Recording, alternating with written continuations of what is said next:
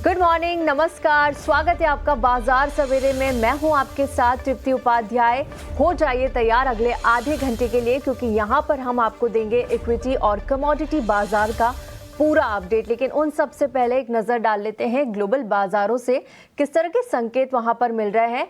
और इस वक्त बताने के लिए अभिषेक सत्यव्रतम हमारे साथ जुड़ गए हैं। हाय अभिषेक, गुड मॉर्निंग।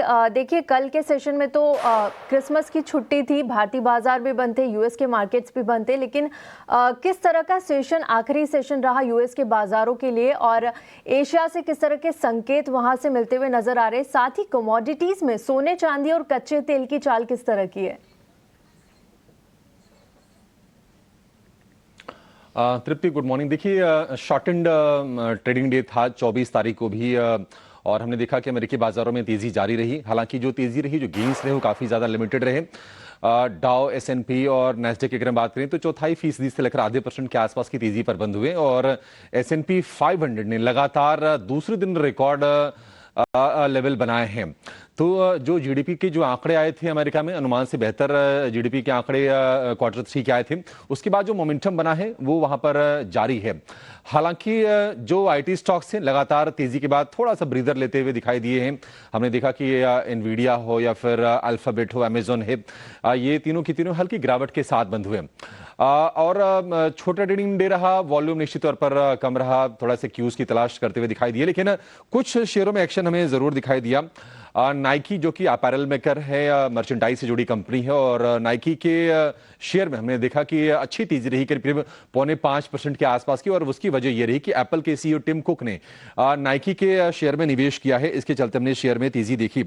कुछ और आईटी में रिलेटेड अगर हम चिप वाली कंपनीज की बात करें तो माइक्रोन टेक्नोलॉजी एक और शेयर रहा, जहां पर हमने देखा कि करीब 4% के आसपास की तेजी रही।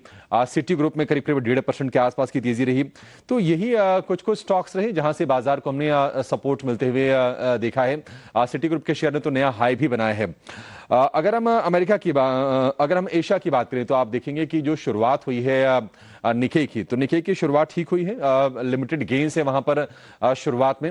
और अगर हम कोरिया की बात करें तो कोरिया के कोस्पी में तकरीबन आधे % के गेन्स पर आपको कारोबार होता हुआ दिखाई देगा।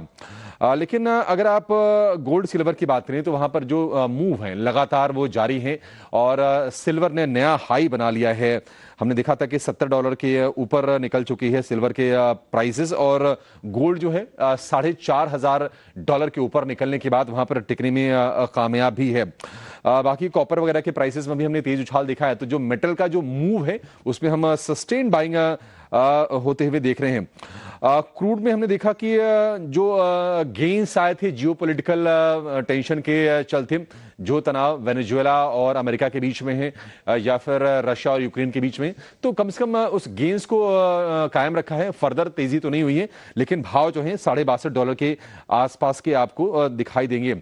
तो ओवरऑल जो संकेत हैं भारतीय बाजार के लिए, वो हम कह सकते हैं कि मिक्स्ड है। गिफ्ट निफ्टी लगभग 40 अंकों की फिलहाल गिरावट पर आपको कारोबार करता हुआ दिखाई देगा। धन्यवाद अभिषेक आपका ग्लोबल बाजारों का पूरा अपडेट देने के लिए। और मिक्स्ड संकेत यहां पर हमको नजर आ रहे हैं ग्लोबल मार्केट से। गिफ्ट निफ्टी भी करीब 40 अंकों से ज्यादा की गिरावट के साथ फिलहाल कारोबार करता हुआ। चलिए आगे बढ़ते हैं और एक नजर डाल लेते हैं एफआईआईएस और डीआईएस के आंकड़ों पर। बीते सेशन यहां पर छुट्टी थी, लेकिन जो आखिरी सेशन में हमने आंकड़ा देखा वहां पर भी लगातार तीसरे दिन अब एफआईआईएस की ओर से एक बिकवाली का आंकड़ा आया है। 1721 करोड़ की यहां पर एफआईआईएस ने कैश मार्केट में बिकवाली की है।